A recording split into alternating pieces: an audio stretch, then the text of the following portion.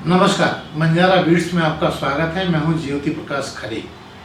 आज हम आपको मिला रहे हैं एक ऐसे सीनियर सिटीजन से जिनकी पेंटिंग्स लाजवाब है। चलिए उनसे बात करते हैं, उनसे पूछते हैं कि उनका ये शौक़ कहाँ से शुरू हुआ, उनका परिचय क्या है। नमस्कार राजेश जी। राजेश जी, जैसा कि हमने उल्लेख किया कि आपकी पेंटिंग्स लाजवाब हैं, उनका तो मैं चर्चा करूँगा ही। आप हमें अपने बारे में बताइए, आप कहाँ के रहने वाले हैं और कहाँ तक आपकी शिक्षा दीक्षा हुई। मैं राजेश कुमार श्रीवास्तव, बेसिकली सीतापुर खैराबाद है, वहाँ से मैं रिलेटेड हूँ। और मेरे फादर यहाँ पे झांसी में वकील थे, ब्रह्मानंद निगम के बैचमेट थे वो, तो वो यहाँ पे वकालत करते थे। मेरा क्या नाम था उनका? श्री नवीन चंद श्रीवास्तव जी। और मेरा ननिहाल जर्मन हॉस्पिटल के पास में है। मेरा बचपन भी यहाँ पे जर्मन हॉस्पिटल के पास में निकला। आपकी शिक्षा दीक्षा कहाँ तक हुई? बेसिक शिक्षा तो मेरी जो है यहाँ पे जर्मन हॉस्पिटल के पास में शिशु मंदिर स्कूल था। उसके बाद मैं फादर के पास चला गया, वहाँ से इंटर करने के बाद बीएससी मैंने जो है बीबीसी कॉलेज झांसी से किया हुआ है जी। 1981 में मैंने पास किया था। जीविकोपार्जन के लिए आपने क्या किया? मैं उसके बाद मैं रेलवे में आ गया और रेलवे में लेखा विभाग में मैं कार्यरत रहा। 3 साल में बॉम्बे रहा। उसके बाद 89 में जो है मैं झांसी आ गया था। टोटल कितने वर्ष आपने रेलवे को सेवाएं दी? मैं 36 साल रहा रेलवे में। कब रिटायर हुए? मैं जुलाई 22 में as a senior ISA retire council उसमें रिटायर हो गया। श्रीवास्तव जी, आपकी ये जो पेंटिंग वाली यात्रा है, हम उस पर आते हैं। ये कैसे शुरू हुई और कहाँ से आपको प्रेरणा मिली? देखिए, ये जर्मन हॉस्पिटल के पास मेरे मामा जी का घर है, ननिहाल है, तो वो भी पेंटिंग बनाते थे। मैं छोटा था, उसमें 5वीं में पढ़ता था, तो मुझे बड़ा इंस्पिरेशन मिला उनसे बनाने का। मैंने बनाया भी उस समय, जब मैं 8-9 साल का रहा हूँगा, तो अपने बड़े मामा जी श्री ओम प्रकाश वर्मा जो जयपुर में प्रिंसिपल थे, उनकी एक मैंने पोर्ट्रेट बनाई। मेरे नाना जी उनकी पोर्ट्रेट बनाई। फिर उसके बाद मैं सीतापुर चला गया था फर्दर एजुकेशन के लिए फादर के पास में, तो वहाँ पे मेरी जो है पेंटिंग वाला काम ज़्यादा नहीं हो पाया। फिर जॉब में आ गए तो जॉब में आ गए तो बिल्कुल ही बंद हो गया। उसके बाद हो गया तो फिर ये कहाँ से अचानक वो लॉकडाउन हुआ, कोरोना आया, और कहते हैं कि जो है आपदा में जो है अवसर मिलता है, तो काफ़ी टाइम के लिए मुझे घर पे रहना पड़ा। कोरोना आपके लिए लाभदायक रहा। तो हमने कहा कि इसका सदुपयोग इस तरह से करा जाए। अपनी पेंटिंग का शौक जो बचपन का है, तो मैंने बनाना शुरू किया। मेरे जो है ऑफिसर्स थे, उनकी एक आध दो मैंने, उस समय कलर नहीं थे क्योंकि सब मार्केट बंद रहता था, तो चौक कलर होते हैं, पेस्टल कलर कहलाते हैं। तो हमारे श्री जॉय बेंटन उस समय WO थे, वर्कशॉप अकाउंट्स ऑफिसर, तो उनकी पेंटिंग बनाई, पोर्ट्रेट बनाए, तो कहने थोड़ा सा अच्छे कलर से बन जाए। तो मैंने बनाया तो बड़े खुश हो गए, बहुत अच्छी बनी उनकी। तो इसके बाद फिर हमारे वहाँ पे डिप्टी FNCO श्री संतोष कुमार जी, अभी सीनियर DFM हैं झांसी में रेलवे में, उनका पोर्ट्रेट बनाया, तो वो भी बहुत खुश थे, उन्होंने बहुत तारीफ की।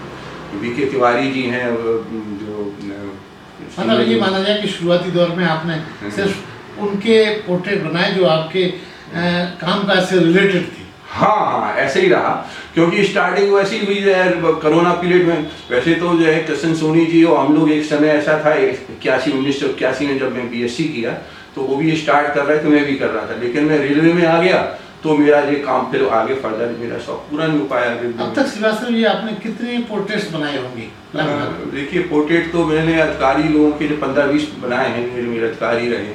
और एक लीजेंड लेडीज़ मैंने सीरीज़ बनाई थी, जिसमें लता मंगेशकर, सुषमा स्वराज हैं, मर्लिन मोनरो हैं, और रेखा, इस तरह की जो मतलब लेडीज़ जो काफ़ी लीजेंड हैं, उनकी भी मैंने पोर्ट्रेट सीरीज टाइप की बनाई मैंने।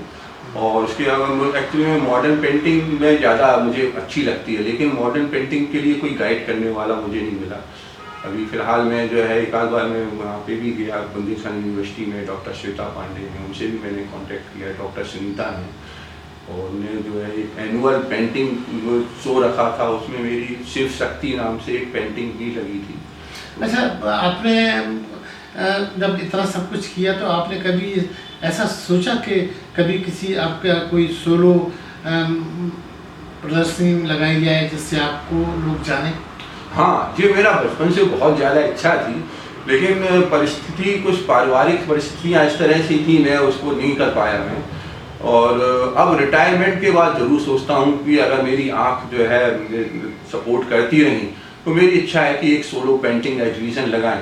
लेकिन उसके लिए मुझे और भी जो हमारे आर्टिस्ट हैं झांसी के हैं उनसे थोड़ा सा सहयोग की ज़रूरत पड़ेगी, क्योंकि मैं इस फील्ड में बिल्कुल नया हूँ। रेलवे में काम किया मैंने 36 साल, तो ये क्षेत्र मेरे लिए बिल्कुल नया है। शौक जरूर है। सर जी, एक सवाल मेरे मन में गुदगुदा रहा है, वो ये कि आपने ज़्यादातर अपने ऑफिसर्स के पेंटिंग्स बनाई, तो वो तो बड़े खुश हुए होंगे, तो खुश होके उन्होंने आपको कभी कोई इनाम दिया या कुछ पारितोषिक ऐसा कुछ जिससे आपको भी खुशी हुई हो? हाँ, ये पारितोषिक देने वाली चीज़ तो क्या रही कि इतना शॉर्ट पीरियड में रहा। जैसे ही कोरोना पीरियड में वो हुआ तो उन्होंने कहा तुम तो बनाते हो, इतना अच्छा बनाते, कभी बताया नहीं तुमने। हमने सर वो रेलवे के काम में इतना बिजी रहे और मैं उतना टाइम नहीं निकाल पाता था। कहने नहीं, आपको तो और आगे जाना चाहिए, DRM से भी हम आपको मिलाएंगे, CWM से भी मिलवाएंगे। लेकिन उसके बाद वो आगे कुछ हो नहीं पाया। अपना फोटो अपने तक फोटो बना के जो है रह गए। श्रीवास्तव जी, इसके अलावा आपके और क्या क्या शौक है? वैसे तो बचपन से मेरा जो है एक्टिंग का भी बहुत शौक था। मैं बचपन में जब इंटर कॉलेज में था सीतापुर में, तो मैं प्ले वगैरह करता था। तो मेरे उसी कॉलेज में मेरे फादर भी थे, तो प्रिंसिपल ने बुला के मेरे फादर से कहा, वकील साहब ये बच्चा बहुत अच्छी एक्टिंग करता है और पूना इंस्टीट्यूट भेज दो। तो फादर उस समय तो चुप रहे। घर पे आके उन्होंने बहुत डांटा, कहने अच्छा हीरो बनने जा रहे हो, हीरो उस समय इन सब चीज़ों का महत्व नहीं होता। अच्छा नहीं, लोग अच्छा भी नहीं समझते थे इन सब चीज़ों को, ज़्यादा अच्छा नहीं मानते थे। और आर्ट तो एक ऐसी चीज़ है कि सभी कलाकार, मैं समझता हूँ, जानते हैं कि उसमें ज़्यादा वो नहीं है, स्कोप नहीं रहता। अभिनय के अलावा एक शौक, जहाँ तक आपने बातचीत में बताया कि आपका मार्शल आर्ट से भी हाँ, कराटे में एक्चुअली में मुझे बहुत शौक था कराटे का भी। लेकिन इस समय झांसी में कुछ वो था नहीं, स्कोप नहीं था, कोई सिखाने वाला नहीं था। मैं जब 85-86 में बॉम्बे गया तो वहाँ पे ओकिनावा कराटे एसोसिएशन, उससे जुड़ा मैं। वहाँ पे मैंने कराटे सीखा, 3-4 साल सीखा मैंने।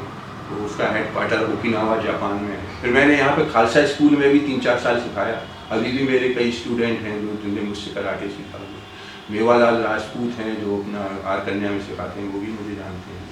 तो जो 89 से मैंने लगभग 94-95 तक कंटिन्यू रखा। प्रमोशन हो गया और जॉब में इतना व्यस्त हो गया कि इन चीज़ों में यहाँ इस बात का भी उल्लेख मैं अपने दर्शकों को बताना चाहूँगा कि आपके साथ कुछ शारीरिक मुश्किलें भी आई हैं, आपकी कुछ सर्जरी वगैरह भी। जी हाँ, वो एक्चुअली क्या हुआ कि मेरे रेलवे का क्या है, 2 जगह का चार्ज मिल गया। मुझे Jhansi division as a senior IAS से था और मुझे आगरा डिवीज़न भी दे दिया गया। तो उसमें इतना ज़्यादा वो हो गया, मेरा मेंटल टेंशन हो गया कि फिर वो एंजियोप्लास्टी वगैरह भी मेरी, डॉक्टरों ने कहा कि वो पेसमेकर भी लगाना पड़ेगा, लेकिन मैंने पेसमेकर के लिए मना कर दिया। वो थोड़ा सा मधुमेह भी है, डायबिटिक भी हूँ मैं, ये सब चीज़ें हैं। लेकिन ये सब वो एक टेंशन जो रहा, 2-4 साल का पीरियड रहा जॉब में, उससे रहा। बाकी तो मैं स्पोर्ट्स में रही, कराटे बताया, क्रिकेट वगैरह भी खेलता था। आपका एक शौक बागवानी भी है? हाँ, ये मेरा भी जुड़ा रहा बागवानी से। और मैं जब स्टार्टिंग में यहाँ पे था, रेलवे क्वार्टर में था, तो बागवानी काफ़ी करता था। लेकिन वो जॉब ने मेरे सब शौक खत्म कर दिए। अभी मैं रिटायरमेंट के बाद जो है टेरेस गार्डनिंग कर रहा हूँ, सब्जी वगैरह उगा रहा हूँ। बगल में मेरा छोटा सा गार्डन है, तो उसको भी मैं डेवलप कर रहा हूँ। जैसा चाहता हूँ कि थोड़ा फाउंटेन वगैरह करके नेचुरल गार्डन को जो है जंगल टाइप का बनाना चाहता हूँ। तो इतना समय निकाल पाते हैं आप? हाँ, रिटायरमेंट के टाइम तो, रिटायरमेंट के बाद तो कोई परेशानी नहीं है मुझे, टाइम की कोई प्रॉब्लम नहीं है। अब पेंटिंग वाले मुद्दे पे मैं वापस आता हूँ, तो आज समय पेंटिंग की क्या स्थिति है? आप कितने दिन में एक पेंटिंग को पूरा बना पाते हैं? अपनी कृति को कितने दिन में पूरा करते हैं? पेंटिंग देखिए क्या है कि पेंटिंग जब तक मुझे सेटिस्फेक्शन नहीं मिलता है, जैसे मैंने अपने अधिकारियों का, एक VK तिवारी जी हैं, उनके बच्चों की बनाई, तो वो कह रहे थे तुम जैसी भी बनाई, लेकिन उसमें इतना नेचुरल बच्चों को दोनों दिखाया है कि वो एक आर्टिस्ट के लिए बड़ा इजीली पॉसिबल नहीं है। तो हमने कि सर एज ए प्रोफेशनली मैंने नहीं बनाया, मैं आपको जानता हूँ, आप अधिकारी हैं, मेरा आपसे थोड़ा सा अटैचमेंट भी है। तो मैं जब तक सोचता रहा कि कैसी होनी चाहिए, जब तक पूरा फुल सेटिस्फेक्शन नहीं मिला, तब तक मैं काम करता रहा हूँ। तो उसमें एक नेचुरल बच्चे जो होते हैं, बैठते एक दूसरे को टीजिंग करते रहते हैं, उस तरह का बनाया था। दोनों बच्चों की अलग अलग वो थी फोटो, उसको मुझे बड़ा अटपटा सा सवाल मेरे मन में आ रहा है, मैं पूछ देता हूँ। जी पूछिए। मेरा सवाल ये है कि जैसे किसी व्यक्ति, मान लो मैं ही जी। हूँ, मैं कहूँ कि आप मेरा पोर्ट्रेट बनाइए जी। और मेरे अंदर की पीड़ा को भी उसके मैं चेहरे पे दिखना चाहिए, तो क्या ये पॉसिबल है? हाँ बिल्कुल, आंखों से जो बहुत अच्छे आर्टिस्ट हैं, आंखों से, भाव से, देखिए क्या है कि आर्ट तो एक ऐसी चीज़ है, समुद्र है जिसका कोई एंड नहीं है। और इतने अच्छे अच्छे आर्टिस्ट हुए, वो सब आंखों से ही वो अपनी जो है चीज़ें दिखाते थे कि आदमी, कुछ ऐसी चीज़ें होती हैं, बॉडी लैंग्वेज भी होता है, फीचर्स भी होते हैं। अब जैसे हमें इंदिरा गांधी का जो है कार्टूनिस्ट बनाते हैं, तो एक लाइन खींच दी, इंदिरा गांधी लिखती है, जबकि उसमें उन्हें केवल एक सालों से बन जाता है। गांधी जी का भी आपने देखा होगा कि उनका सर और एक डंडा दिखा देते हैं, तो वो गांधी जी लिखते हैं। तो आप जैसे समझ लीजिए कि कोई आदमी जा रहा है आगे, रोड पे जा रहा है, दूर से आप देख के पीछे से फेस नहीं देख पा रहे हो, अरे वो फलाना आदमी जा रहा है, तो वो उसका बॉडी लैंग्वेज और कुछ चीज़ें ऐसी हैं, होती हैं उसके बॉडी में, जिससे कि हम आर्टिस्ट जो हैं वो बता सकते हैं, उसको हाईलाइट करके बता सकते हैं ये आदमी वो है।